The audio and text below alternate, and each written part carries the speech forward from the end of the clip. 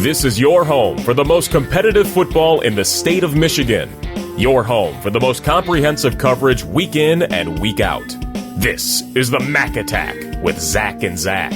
Sitting down with Romeo head football coach Curt Rienas. And, Coach, what's going through your head today? I mean, we learned a couple hours ago that the MHSAA, as of today, says football will start the second week of August, and then the games will go, for now, as planned. Just curious, what you thought going into today and what you think now. Well, it's funny because I picked my daughter up from conditioning practice, and there were a bunch of parents hanging around the parking lot that were, season's on, let's go. And I'm like, well, if you read a little closer and look, that's not necessarily what it said. It definitely looks like, we're still going to trend in that direction, but until we really know what all those protocols are, and I feel like they left a huge door open still, which obviously they need to. And, kind of the thing I told them and have been telling anybody that asks me is that, I think we just need to continue, really any leaders right now in this time, give them, treat them with grace, because it's a tough position to be in and, make decisions with such uncertainty. But ultimately, there's still some hope of an opportunity. And that's kind of been things that I've talked about with our players is just, be thankful for an opportunity, because, that's all we're asking for. And, I'm sure they're not going to put anybody in harm's way. So we know that this fall will not, regardless of what happens, is not going to be the same as normal falls. Like, that's a given. But, I think if we could just focus on the opportunity, that we have, and focus on the things we can control and not worry about all the other outside noise or decisions that we don't have any control over, I think it makes things a lot less stressful, and you can be grateful for what you have. So, what has the guidance been like from the MHSAA and from the MAC for you? I mean, as far as like communication goes or instruction, through these times, how do you feel like the MHSAA has handled this and the MAC has handled this? Because, you and I both know, everybody knows that there is no, to use a sports term here, there's no playbook for what's happening in our world right now. It's happened before, but it was 100 years ago, and life is different today. And I just wonder what you feel like the communication's been like between you and the quote-unquote powers that be. Well, we have not heard anything from the MAC at all, but, I think they're getting, this information at the same time we are. So it's not like they get any kind of grace period to say, hey, look at this, and I'll send it out.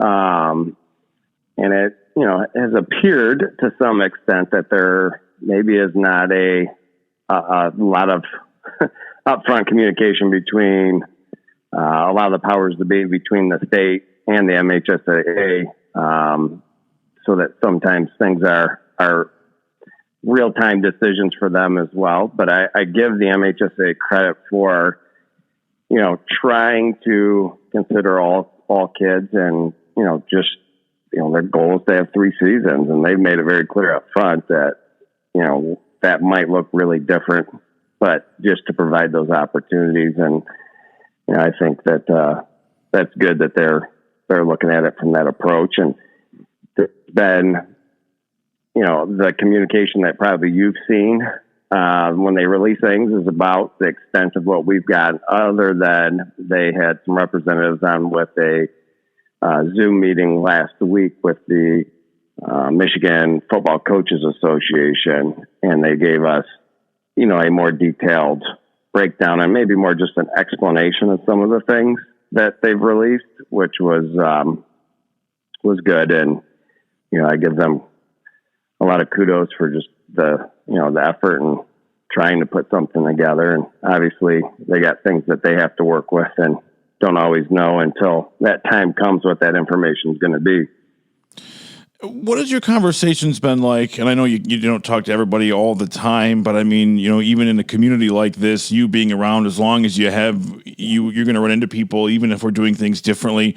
What's your communication been like with parents? What are they thinking about? What are they going through? Because, again, I'm glad today that the thought is that football will be played as normal. but then you read that, maybe there's an outside chance you could be playing a game next July. I mean, I'm not saying it's a bad thing. You said it to me before that something is better than nothing, and I totally agree with that.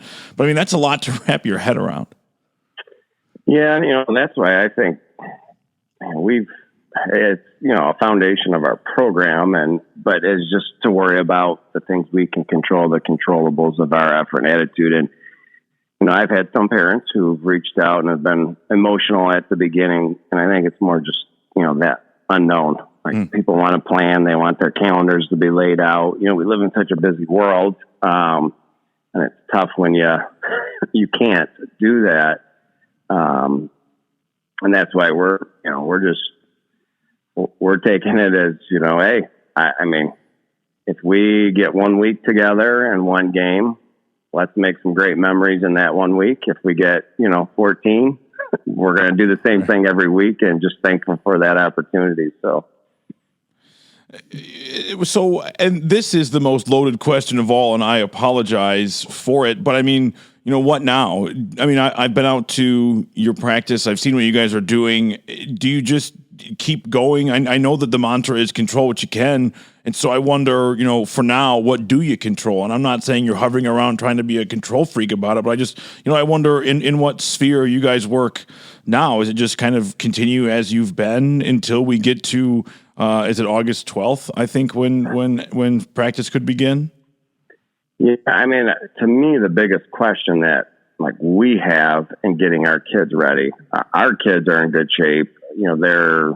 I'm not concerned with that, but there's a big difference between, doing controlled running or conditioning and, reacting to an opponent, being in, compromised positions when you're making those cuts, the physical contact. We always talk to our kids about, football from a physical standpoint. You have to build callus.